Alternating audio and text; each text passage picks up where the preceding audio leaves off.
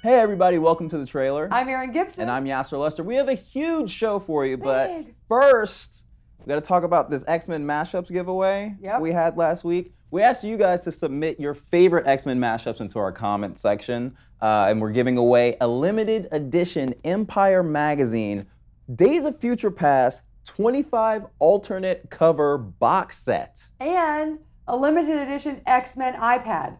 And we're gonna announce all of that. But first, we're looking at the trailer for The Maze Runner. We're going to see which stars could potentially break out to become the next Tom Cruise. And is popcorn a 5-star meal?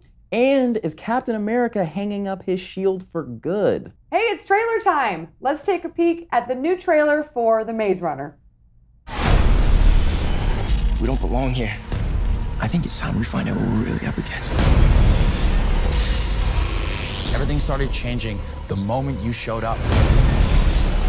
It's a girl. Thomas. Why are we different? What if we were sent here for a reason? You're not like the others. You're curious. But if you want to stay here... Yes. Whoa, dystopian teen world. Are they gonna live or are they gonna die? I don't know. You know, James Dashner, who wrote all the books, he said that when he saw the first cut, he got chills when he heard the sound design. Really? Like, his whole life revolves around words, so now he's like obsessed with sounds? No, but I feel like they did a good interpretation of what he was, how he was envisioning the sounds. Does that make sense? Yeah, it does. Actually, here's something interesting.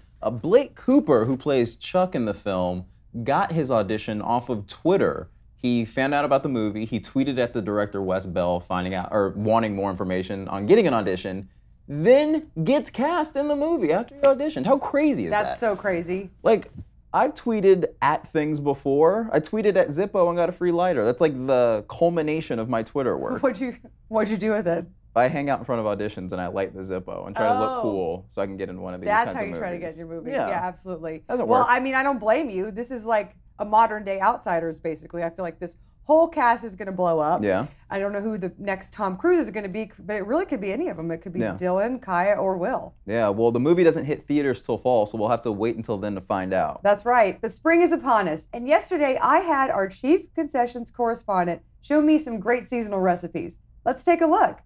Hi, I'm here with Alison Becker. Hi, Alison. Hi, Erin Gibson. How are you? Good, how are you? Happy spring. You too. Okay, what do you have for us here today? Well, as you know, spring is salad season, and the hottest trend in Regal theaters right now is popcorn salad. Yeah, look at all this popcorn. Can you imagine? I can, because it's all right here. Well, first up, we have the sour pop salad. Okay. This right here is a favorite of Hollywood starlet Jessica Chastain. Good, right? It's basically 4 parts popcorn and 1 package of Sour Patch Kids. Yeah, I can really taste the sour and the salty, and they're perfect together. You know, this was all the rage in Sundance, and I heard that Kirsten Dunst took a bite and literally died. No, she's alive. I think you mean figuratively died. I don't know what that word means. Okay, moving on, we have the Crunch Nut Salad. This is basically this season's new block. It's got everything a snackanista craves. And FYI, it's DIY, okay? You just take peanut M&Ms, bunch of crunch, popcorn, and mix it all together. Yeah, it looks delicious. Don't let me near this, because last time I ate an entire bucket by myself. Whoa, you did? That's a lot. Don't let me near it. Okay.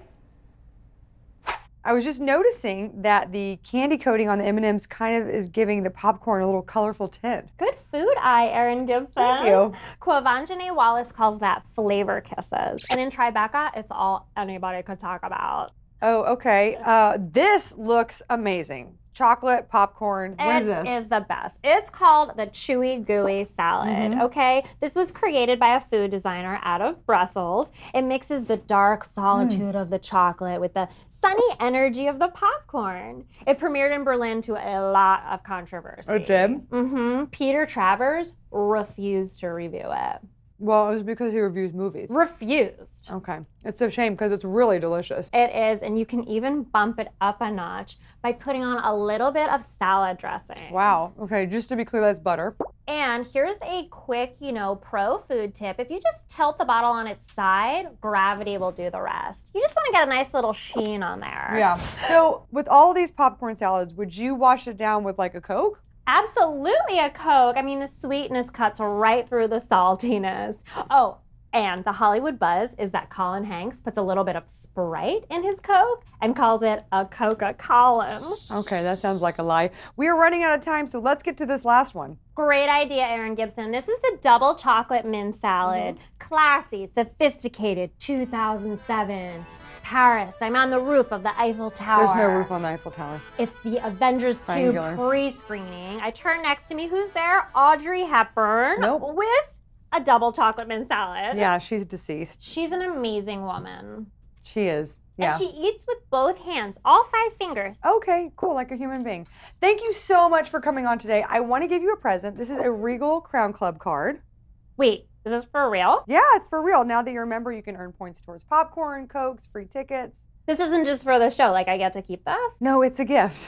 Oh my gosh, Yeah. Thank you, Erin Gibson. You're so welcome. Oh, look, you got a red vine in your Coke. I could show you how to do this next time. I know how to do it. You bite the top off and I'm you put so it in your excited to come back on your show. It's very easy to do. Thank you so much for coming on. Thank you for having me. I'll see you next week. No, you won't. See you next week. Nope. So wait, we have a chief concessions correspondent? Yeah, we do. Oh, and you should see what she does with nachos. It's insane. Okay, not sure I do. Well, Erin, get ready to board this jealousy train because I saw Captain America, the Winter Soldier. I'm on the train. I'm on the jealousy train. You're so jealous. It was so dope. It was so. I heard a rumor that he's retiring. Yeah, Chris Evans said in an interview recently that he's so tired of playing Captain America already. Like, it's just so much work that he's gonna move behind the camera and do directing because it's not just acting, you know? He has to take gymnastics training. He does parkour training, which is like that crazy acrobat. Yeah, just out of the sewers and over cars and doing crazy flips. It's just too much for him now. I'd be tired too. I'm sorry, I would be. Well, I mean, because it's a lot of work. It's so much work. If I have 2 cups of coffee for the day, I'm like, oh boy, that was a lot of training. Did my workout. You know? Yeah. They introduced a bunch of new characters. There's the villain, the Winter Soldier, who there's a huge twist. You got to see it. They introduced finally his counterpart and like sidekick is the word I'm looking for. The Falcon, played by Anthony Mackie, looks super cool. Like. Because again, the Falcon's one of those characters that you see on the page, and it's just a dude dressed like a bird, and you're like, this is what we're gonna go for? Cool? Yeah. He's got like these big metal wings. It just looks super cool. And they changed his outfit too. His costume, his outfit. Cap's outfit got changed. They changed his. He said, "Girl, change my outfit. I'm sick of being so blue." He went Gap to John Varvatos. Yeah, exactly. Well, here's the thing: the old costume, like you're talking about in the Avengers, is just super blue, and there's just like weird metal pieces on it for no reason. Like he just looks like a toy, like the rest of the characters. Yeah, but he's supposed to be like from he was like in the 40s, right? Right, but they still updated the costume. So like the one in the first Captain America is like this kind of denim rugged thing. Then in the Avengers, they just made it really bright and blue. Like it looked a little too comic booky, but in this one it's like dark and it's leather and it's Kevlar. It's got like a very militant, practical purpose to it, and it makes him look better, and it makes the character make more sense. I can't wait to see it. You have to see it. Okay. I'll see the movie. I'll see it this weekend. Yes, you have to. And once you do, you'll realize that Steve Rogers is so clearly the most badass captain on screen ever. Ever? Yes, ever. But it got me thinking, like, you take other famous captains from other movies and pit them against one another, who would win? I like where you're going. Yeah, so I've created a little segment I like to call, "Oh Captain, My Captain, We Getting Down, Who Gonna Win This Captain Fight?" That's a great title, well thought out. Well, Erin, I've created a list of captain fights that I would love your opinion on, and if you at home want to vote on the winners of ours or create your own captain face-off, leave them in the comment section below. Are you ready? I've never been more ready. Okay, here we go. First one, Captain Phillips versus Captain Ron. Okay, I'm gonna go with Captain Ron because he can still operate a ship while drunk. All right, number 2, Captain Sparrow versus, drumroll, Captain Hook. Okay, Captain Hook because he has a hook. You can't punch a hook, you know? You think these through. Yeah. I like that. Barely. Okay, how about this? This is gonna knock your socks off. Can't wait. It's a teaser, brain teaser. Captain Kirk versus Captain Kirk. So William Shatner versus Chris Pine. Yes. Okay, so I'm gonna go William Shatner because he like originated Kirk, like he is the OG Kirk. Yes. And so no one can beat him. You are an alien. I don't do Shatner impressions. Okay, here's the last one. Captain Han Solo versus Captain Over from Airplane. Harrison Ford, because he wears an earring. Yeah, but Han Solo doesn't. Yeah, but he should. Solid point. Thank you. You guys, thank you so much for watching the trailer. No, what are you doing? We haven't given away our prizes. Aaron, you're right. You totally forgot. I forgot. Okay. Sorry. So first we're giving away our limited edition X-Men iPad. Let's check out the winning comment. Yeah. They're gonna pry it out of my hands and send it right to you. They're gonna Kitty Pride it out of your hands. Kitty Pryde is a character. You guys, and now the grand prize, the limited edition Empire Magazine Days of Future Past box set. Here's the winning comment.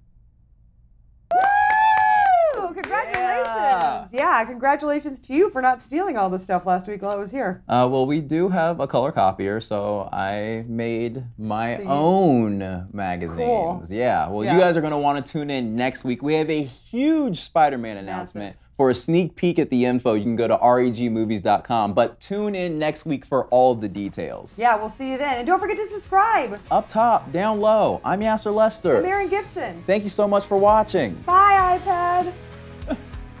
Don't cry on the outside.